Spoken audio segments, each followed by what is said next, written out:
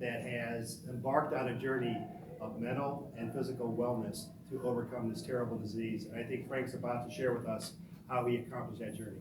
So, Mr. McKenna.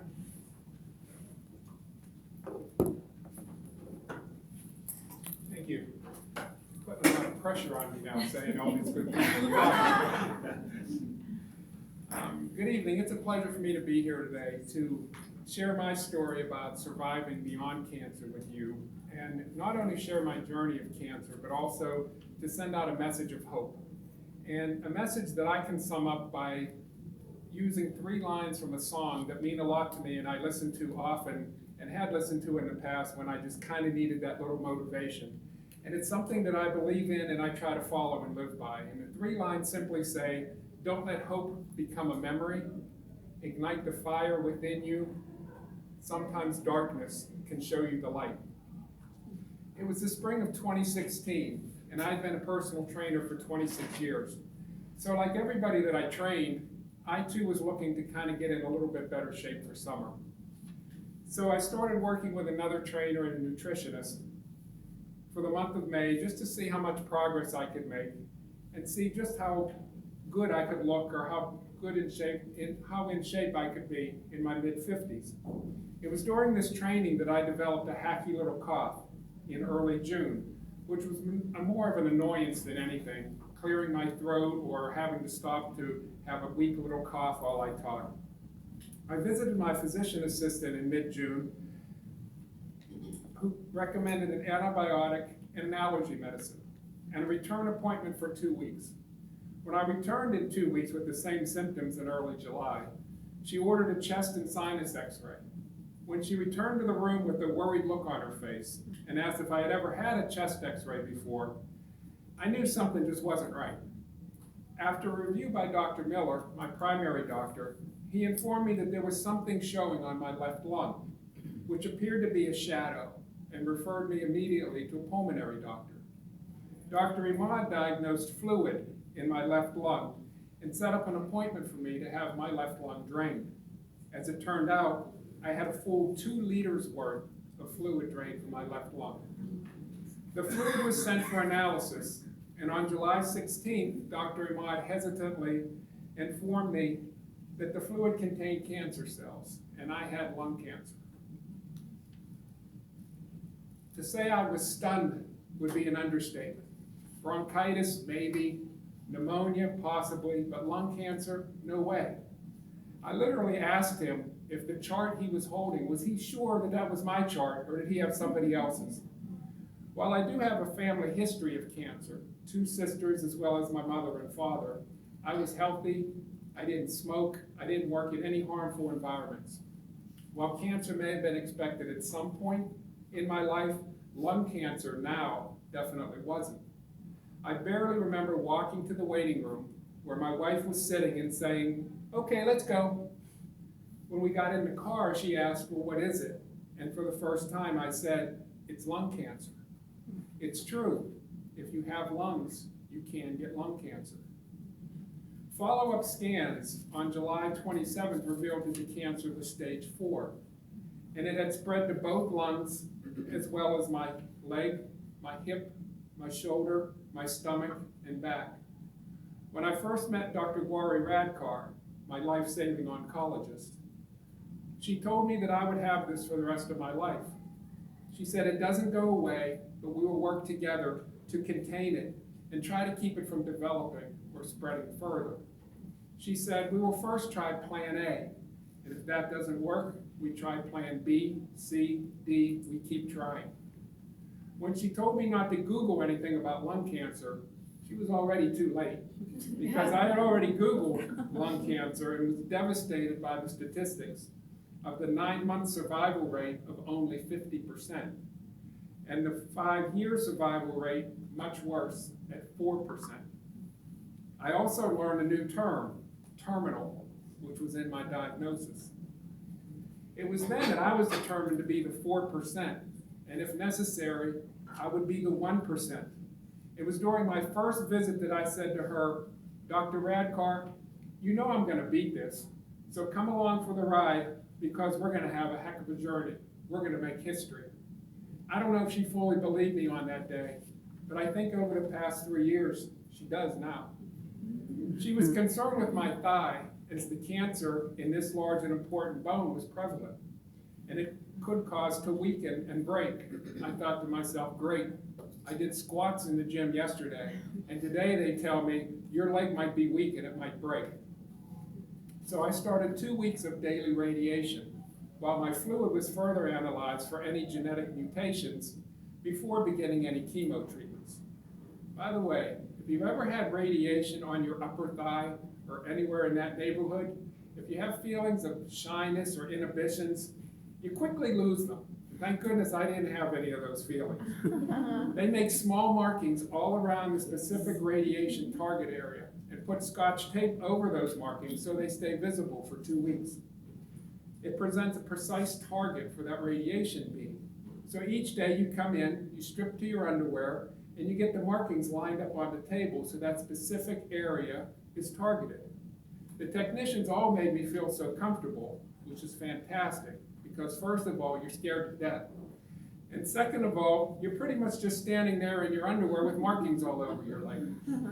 They professionally hold a towel in front of me while I would strip down, but after day 2, I said, you don't need to hold that towel. You've seen and marked everything, let's just do this.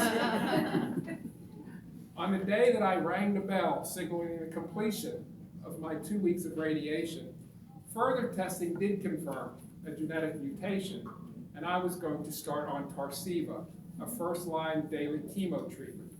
That was my plan A. And if that wasn't enough, I was also scheduled to begin monthly bone strengthening infusions since the cancer had spread to my bones. And they wanted to keep my bones as strong as possible. But my string of luck did not stop there. I also had the transmission go out on my car, and it was done.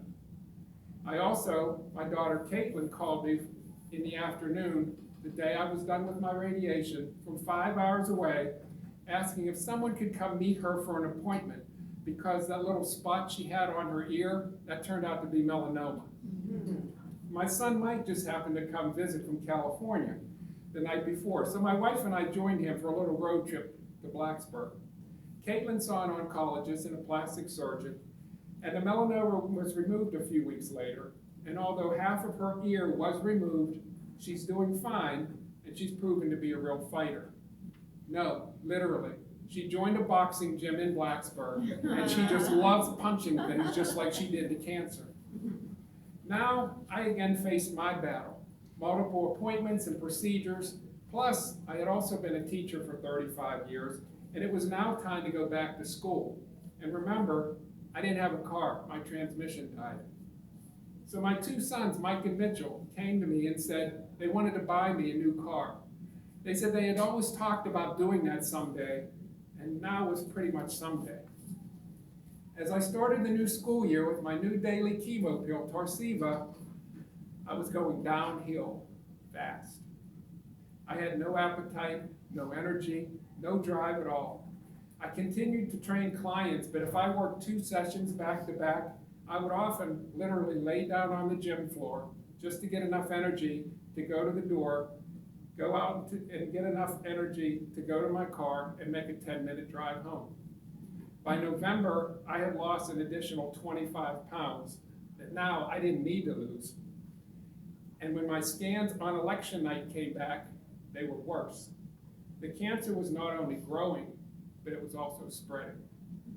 By Thanksgiving, I was very lethargic, with zero affect or energy, and my wife and sons gathered on Thanksgiving evening as I slept exhausted in bed as usual, discussing my rapid decline and worrying that I might not make it until Christmas. My wife suggested that I retire from the gym. She said it was too much for me, but I felt the gym would only help me. I thought it would keep me strong, and working out would help me in the long run. I did retire, by the way, in July 2017 from teaching. I still have the gym. Dr. Radcar ordered a biopsy from my chest, and upon further analysis, it was determined that I carried the specific T790M mutation. A chemo drug was approved a few months earlier as a second-line treatment, and I began Tagrisso on December 5th, 2016. Tagrisso became my plan B. I hadn't personally worked out in weeks. I barely made it through a whole school day, followed by a couple training sessions, and I'd take several days or partial days off from school when I could. I never let anybody see me struggle or see what I couldn't do or how weak I was. Nobody outside of my family knew just how sick I actually was. The next day, December 6th, I felt like I could actually try a couple exercises. Nothing much, just a few exercises and see how I felt. The following day, December 7th, I not only felt better, I completed a full workout. My first in a while. While still having good days and bad, I was steadily feeling better. Of course, by now you probably realize it's always something. I had to have an EKG and an echocardiogram for my heart because Tagrisso can affect the heart and the heart valves. I went for my tests, and after waiting what was supposed to be a very quick results in the scan room, the technician came back after I waited for quite a while and asked me to have a seat in the waiting room where I would be more comfortable. Okay, I'm thinking to myself, that's not good. Technician returned to the waiting room, handed me his cell phone, and said, "The cardiologist wants to speak with you." Now I know this isn't good. It turns out I had fluid around my heart, which fortunately has disappeared as mysteriously as it appeared. And by my follow-up EKG and echo, it didn't show anything and has not returned with periodic follow-ups. So now you're probably saying to yourself, "But when does this guy start winning?" Well, I don't remember the exact date, but it was a Saturday, and I was feeling tired and beaten. My mind wanted to get off the couch and my body didn't, and I stayed on the couch all day. I remember thinking when I finally went to bed, well, I got beat today, but tomorrow is a new day, and when I get up in the morning, I'm going to say, today is my day, and I'm going to win it. One day at a time, I can go to bed at night and say, tomorrow, I'm going to win the day. And I developed the mindset that even if the odds were 1,000,000 to 1, I could be the one. Win the day and make history. I felt it isn't enough to just say it. You have to live it. You have to believe it. So I got a new license plate for that new car, and it says Win Day. I also got some wristbands made that I wear here. On one side it simply says Win the Day, and on the other side it says Make History. You got to live it every day. By Christmas, I was not only still kicking, but I was kicking butt. We went home to Pittsburgh for Christmas, and my 4 older sisters adopted the names of each of the Teenage Mutant Ninja Turtles, and we had a turtle-themed Christmas, complete with Ninja Turtle t-shirts, because my sisters were fighting this mutation right along with me.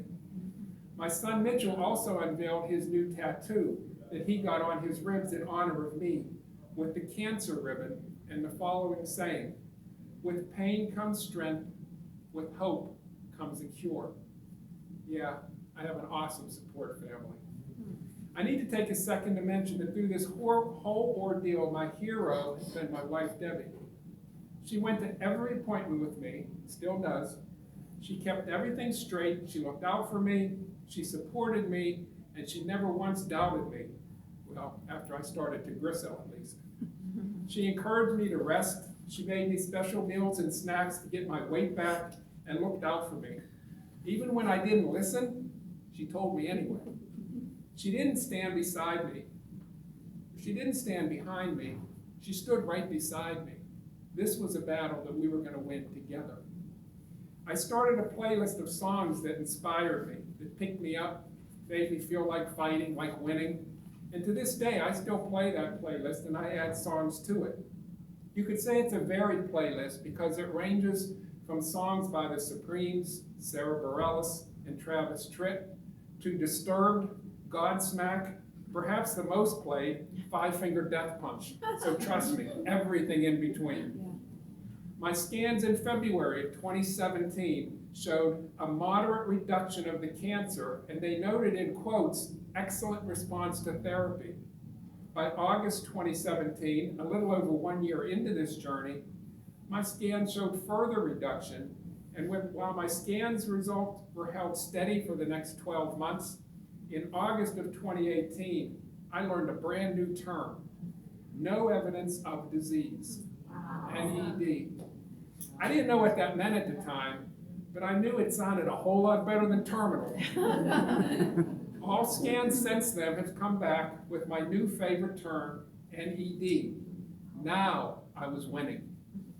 As I felt better and stronger, my weight, energy, and drive came back. It was now time for a new chapter in my life. It was time for me to give back. I had a story to tell. I had hope to give. I wanted to educate, inspire, and motivate wherever I could. I needed to help other people to win the day. I joined a couple cancer groups on social media, and a few sites shared my story for others. In November of 2017, I was asked to speak at the Walk for Breath at the Virginia Beach oceanfront.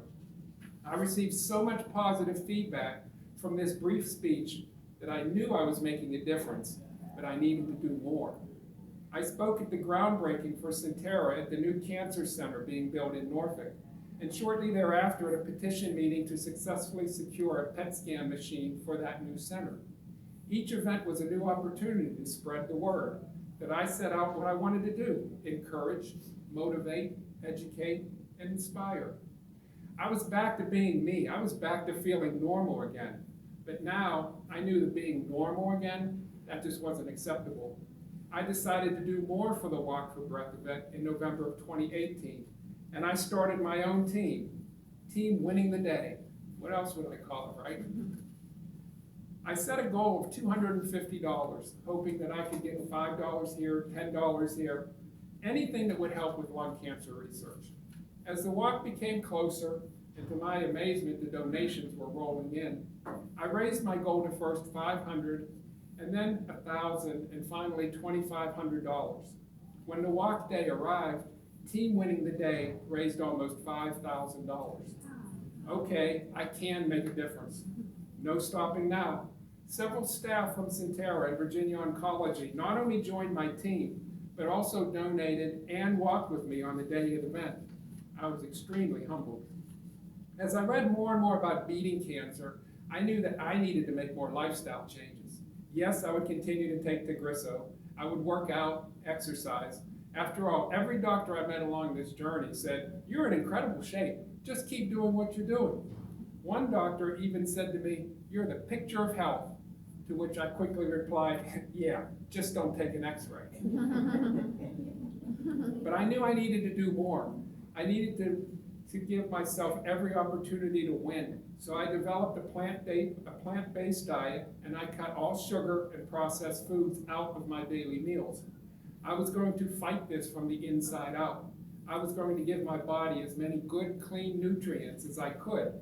If this cancer thinks I'm just going to roll over, it better think again. Because remember, cancer, I told you I'm going to win. I can honestly say that I feel great, and I may actually be in the best shape of my life at 59 years old. Since I am a personal trainer with firsthand cancer experience, I decided to take another step forward, and I became certified in early January 2019 as a cancer exercise specialist through the Cancer Exercise Training Institute. I'm not done helping others yet. I volunteered for 2 sessions with Livestrong, which not only confirmed my enjoyment of helping others, but the feedback I received from the participants, encouraged by my story and me helping them, told me, yes, I'm on the right path here. I've been working with Sentara Virginia Beach in order to initiate an exercise and yoga program for cancer survivors of any ability to help them feel better and see the value of a mind and body wellness program through relaxation and exercise to help deal with all that cancer throws at us. I'm excited to grow this new endeavor and see just how many fellow cancer warriors we can help to win a few more days. It's an honor for me to be asked here to tell my story today. I was happy to share my journey, however, I must give credit to my team, my doctors, oncology nurses, children, maternal sisters, extended family and friends, and my #1 supporter, my wife, Debbie. This fight is not a battle that's won by an individual. It's most definitely a team effort, and God bless me with the greatest team on earth. I thank them all for taking this ride with me. Hopefully I've raised awareness to the fact that you only need to have lungs to get lung cancer. I didn't ask for it or do anything to encourage it, but I sure am going to fight it, and I'm going to win. Hopefully I can encourage others to go forward and shine their light, get involved, make a difference, and realize that each day when you wake up, you have a choice to make. Do you let life control you, or do you control life? The choice is always yours. When you wake up tomorrow, do what I do. First of all, thank God for giving you another one. And then choose to win the day. Who knows? You might just educate or motivate someone else, or even inspire someone. You just never know. You might even make history. Thank you.